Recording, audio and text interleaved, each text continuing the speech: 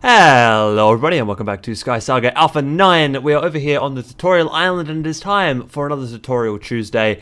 And today we're going to be talking about the guy that is behind me, and this is a pop-up door. It's a one-way door for puzzle making that has just a little bit of a twist to it. So let's get out of camera mode and have a quick look at this guy. So I'm just going to quickly jump back into here.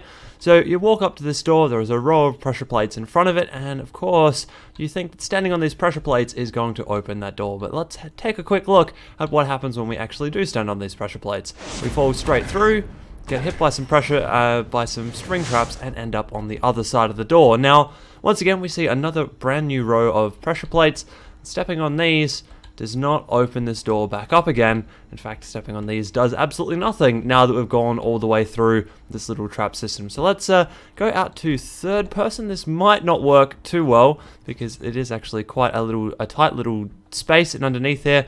We'll go out to third person and have a look at this again, and I'll show you guys how this all works in just half a second. So stand on here, go down into the bottom area, get hit by the spring traps, and up and out. And as you can see, or as you could hear there is a door or a couple of doors in underneath this thing that we'll have a look at in just half a second. But yeah, so this is how this little guy works.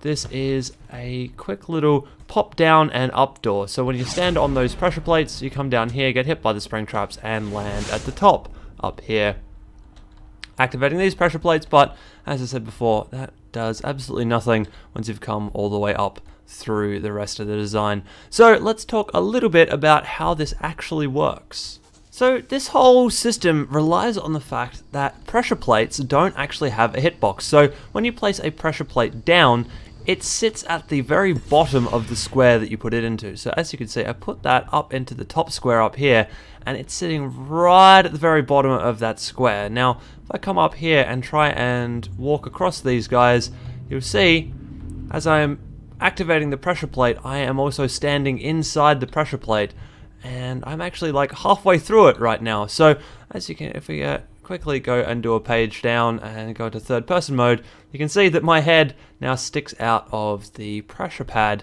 just like that, and that's basically the essential little trick to how this all works. Now, some would say this is a bug. I personally think of it as a feature because this is really awesome, and it means we can do things like exactly what I've done, where you can have somebody drop through pressure plates. Now, how all of this actually works, and we'll have a quick look now at the actual setup that I've got going on here, because it's a really simple circuit. So we've got our 5 pressure plates here. Now, some of you may have noticed that is exactly the same width as the door. There's a good reason for that. So all 5 of these are just linked into a latch just here.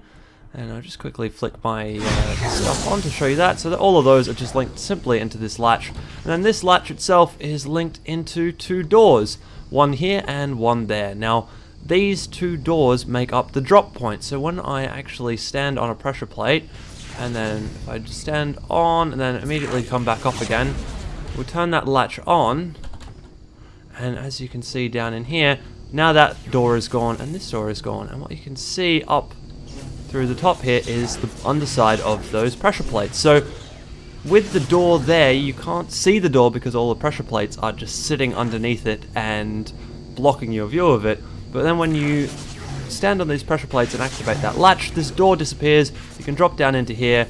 You get hit by these guys, which are 5 spring traps in a row. There is, of course, a 5-wide lane of ice here, which allows you to go sliding all the way across to the second set of spring traps that are facing upwards, and these catapult you back up through the top of these pressure plates. Now, as you saw before, when you actually come at a pressure plate even from the side or anything, it does activate when you're inside its block. So that means that as you kind of get sprung trapped up through these pressure plates activate, and they are into the offside of this latch, which means that these doors then close up underneath you. So when you kind of jump up through the top, when the spring pads put you up through these pressure plates, as you move up through them, you close the door behind you and you land back down on top of the door. You're not actually on top of the pressure plates, because as we've seen, you can't stand on top of pressure plates. You have to be standing on top of some other type of material. So in this case, standing directly on top of pressure plates. Okay, so now we're just going to quickly run through how to build this. So the things you're going to need are ice blocks, and just a bunch of ice blocks. You're going to need any blocks to make up walls and things that you like. You're going to need 3 doors, you're going to need 10 spring traps, 10 pressure plaids, and 1 Lumo stone latch. So, starting with the ice, you want to make a 5 wide patch of ice that is at least 6 blocks long. So I've done mine just 6 blocks, but we'll just quickly do this up again at exactly 6 blocks. So that's 4, 5, 6. I just want to fill that out to 5 wide all the way down. So once we've done that, we're going to add spring traps at one end of this ice patch. That's going to be the exit end of the ice patch. We'll just quickly, like I said, finish this off.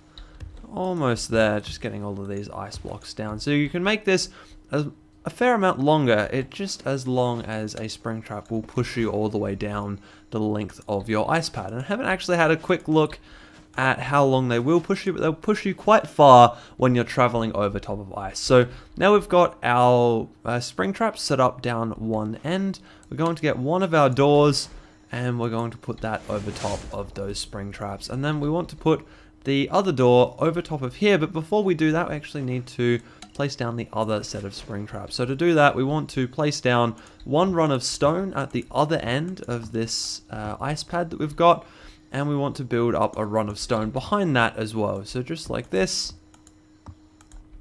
So now we've got our little kind of L-shaped here. We can grab out the rest of our spring traps and aiming at the blocks at the back there, place down these 5 spring traps, and as you can see, they then face towards this door, which is perfect. That's exactly what we want. So now we can throw down our other door, just like that, and now this here is going to become our surface level. The top of these doors is going to become the surface level. So we want to fill in the remaining space between these 2 doors with stone, just like this, and then we're going to go through and place down all of our pressure pads on top of these stone doors.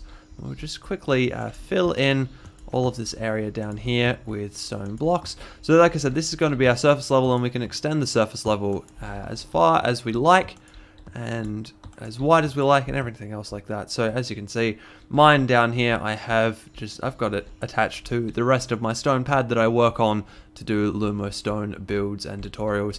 The other thing we need to do is build up a wall behind this stone door here, all the way up to surface level, just so that when you drop down, you're going to drop down right into the path of those spring traps, and you're actually going to hit those spring traps. They can be a little bit finicky, but if you're inside this block, you will eventually get hit by them and catapulted all the way across. Speaking of which, you actually do also need another wall at the back over here, so that you stop at the end and actually get catapulted up to the surface level of the build. So here we go. We've now got our baseline done. So now that we've got our baseline done, we can place down the Lumo stone pads. Once again, you just need 5 on each top of each door, just like this. And then we're going to place down a latch and hook everything together. So here we go. That is that done. Of course, you also can place your other Lumo stone door, which is, this door is literally just a decoy door.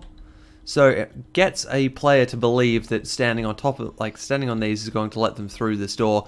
And while technically it is, it's kind of going a bit of a different way and a different direction. So next we're going to grab out our Lumo stone latch and hook that up into this circuit as well. So we're going to place the Lumo stone latch there.